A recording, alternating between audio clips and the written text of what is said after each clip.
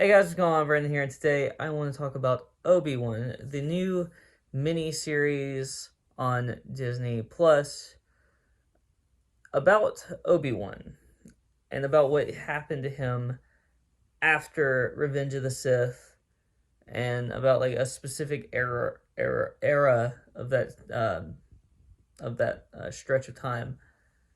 And in this show, pretty much, so Princess Leia, and by the way, there's probably gonna be spoilers in this. Just fair warning.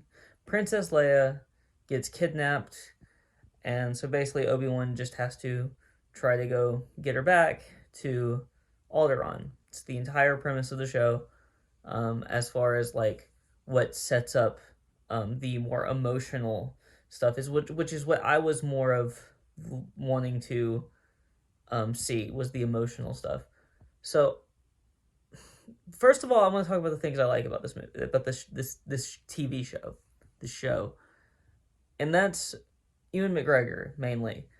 Ewan McGregor and the, I guess, relationship between him and Anakin Skywalker, or Darth Vader.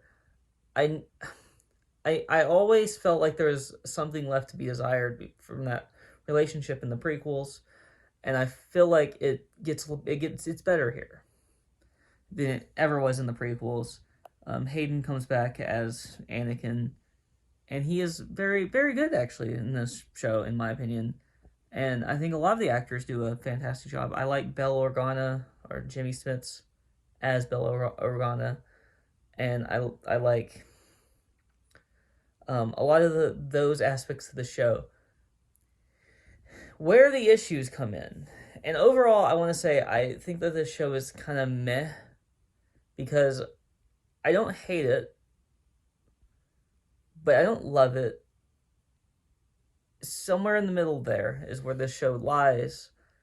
And so, if you know anything, if you're a hardcore Star Wars fan, you probably feel very similar the way a Star Wars fan. You probably feel this about the same way that I do right now, because there is continuity issues, crazy continuity issues.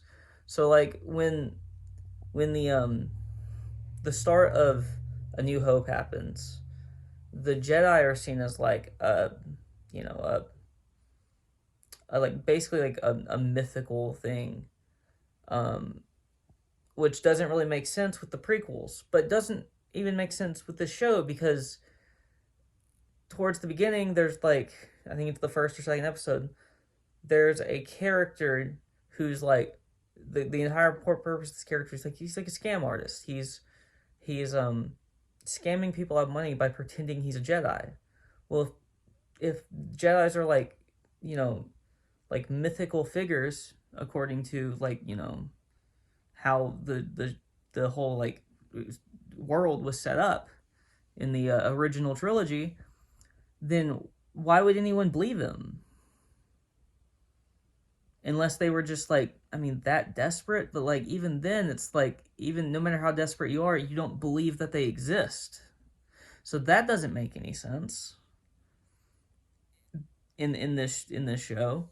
Then there's a lot of like continuity issues with the overall story line, like the like there's the stuff with Vader and Obi-Wan, which it makes sense that they would have crossed paths again, because there was that line in the, I think in New Hope, or no, there was that line in um I think it was Return of the Jedi, where, you know, Luke's like, "Oh, come with me, Father," and then Darth Vader is like, "Well, Obi-Wan once thought as you do," but Obi-Wan never thought as he did in Revenge of the Sith, so that didn't really make any sense. Like in Revenge of the Sith, it was pretty clear that Obi-Wan was going there to kill Anakin. Like that is what he was going there to do when he went to go fight Anakin. There was no like trying to get him to come back to the light. So it would have made sense for them to cross paths again, and then for that moment to happen. But that moment never happens here. So either like in any of the episodes. If if that was gonna, if that did happen, then it was had to happen later on. And this show seems like it's setting up where it that never happens again. It's a miniseries, and then we're never gonna see, I don't think, Ewan McGregor as Obi-Wan again. So I don't understand that. There was also, since I did say spoilers, I will get to that, to one scene. There was like this really like kind of awkward scene, in my opinion, or it was like it went throughout one of the episodes. I think it was episode 5, where it was like a flashback of like Ewan McGregor and Anakin, or Ewan McGregor and Hayden Christensen, so Obi-Wan and Anakin, training and having like a little like fake fight, with each other. It wasn't, and it was really weird. The CGI just didn't work here, and because it just looked like, because they tried to age them down, and when they did that, it doesn't look like 20-year-old. Like, it kind of does. It looks kind of like 19-year-old or 20-year-old Hayden Christensen, however old he was in Attack of the Clones, because he was wearing that same kind of like outfit in this flashback, and Ewan was, it had like, was rocking the mullet, I believe. So, so it didn't work as far as the CGI goes there, but I think overall the scene was okay. I think it set up what they were meaning to set up, and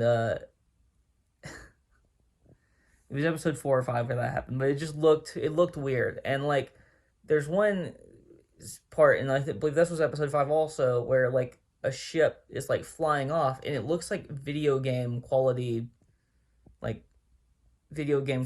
that's just, what are we doing? What are we doing? When they said that this was gonna have, that Disney Plus was gonna have like MCU or like Star Wars feature length films, level CGI, they apparently they were lying, because because there's been multiple shows now where they've had an issue with CGI, because it just hasn't been up to the level of the movies. And like, I understand like the budget is probably less, but like, you can do better CGI than this if you just spend the money. And if they don't spend the money, then why are we doing it? I don't know. It just felt kind of weird. But yeah, there was like some very big just like missteps, in my opinion, as far as the show goes. There was more,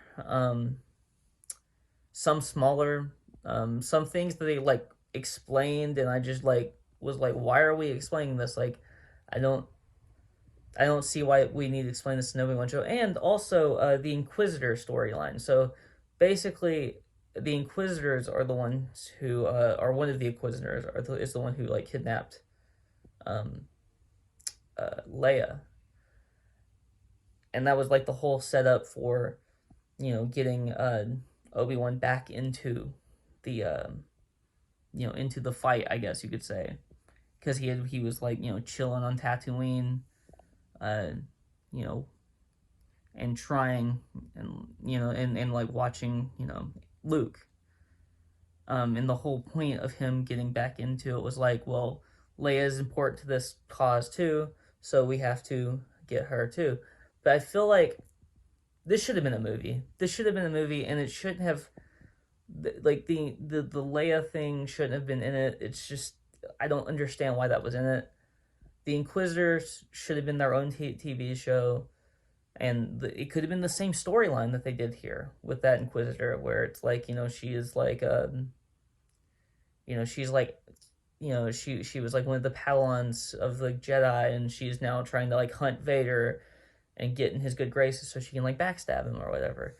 And that, you could have done a whole mini series like that, or this Inquisitor character was like the main character. Instead, we just put two shows together when they didn't need to be put together. Um, I don't know. I just have a lot of issues with the show.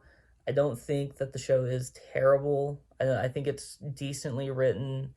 I think it's at the very least decently acted. Ewan McGregor is incredible in the show, as he always is. Just the emotion, the raw emotions in his face. Just he is an incredible actor, and he shows it once again that he is an incredible actor. But the show around him just isn't that great, and that was again another like it's very similar to the prequels in that way where the movie around some of the actors where the movie around specifically the older actors in the prequels wasn't great, but because they were all great, all the older actors tended to be really good in the prequels, where the younger actors, again probably a George Lucas issue here, the younger actors tended to not be very good at all. um so yeah, so I have a lot of issues with the show, but at the end of the day, overall, I believe it's just meh, and I believe it's like a 6.5, 7 out of 10, probably a 6.5, honestly, or 6 even. It's not, I haven't like thought about it enough to like, well, I mean, I've thought about it a lot, but I haven't like figured out where exactly I'm placing this. But that kind of shows you like where it's like how I'm feeling about this, because it's like I don't even know where to place it. It's like kind of in that weird range. I'm gonna say 6 here and now, and I don't think that's really gonna change. I probably will eventually watch it again. It's a Star Wars thing, so I tend to watch those at some point again. To even if I didn't like it, to give it another shot. The prequels I watch like yearly. With the original trilogy, the sequel trilogy, I do not watch yearly, which might show you something there about how I feel about some of the sequel films. I just think at least the prequels had like a vision, a cohesive vision. The sequel trilogy didn't, and that's a big issue. I have a lot of issues with the show. I have a lot of issues with Star Wars since Disney started making the movie. Is just I'm hoping it gets better, because if it doesn't, it's not good. And it's again, I overall enjoyed the show. And Disney has done some great things. The Mandalorian is a great show, just overall. That show is incredible, in fact. But then we get a show like this, which is like very in the middle. The the I felt like the I felt like the other some of the other movies were just in the middle. Rogue One was I think Rogue One was pretty all right, and I think that Solo was very much in the middle. But I will say this show is better than I think Solo was as a movie. But if this was a movie and it was a very like personal story about like a man who has been broken by his past and has to kind of like relive that past in a way, and then gets reconfronted with someone from his past, being Vader or Anakin, and then he has to like it could have just been a very like insular like story about about Obi-Wan, and it could have eventually found its way to him realizing that Vader was alive. And also, another issue, which I just thought about this, because I'd forgotten about this, but it feels like everybody except for Obi-Wan knew that Darth Vader was Anakin, but in the originals, they didn't. It was like never like. It was shown that like everyone thought Anakin was dead. So it doesn't make any sense why so many people knew this. Obviously, there were certain people who knew this, but if it seems like if anybody like found out about it, the Empire would instantly snuff that out and take them out. So it's just another issue with the show. So I think a 6 is with all the issues with the show, with all the issues with the continuity. I think a 6 is more than generous at this point. Anyway, a 6 out of 10. If you like this video, please like, comment, and subscribe. And you can follow me on Twitter in the link in the description below. Peace.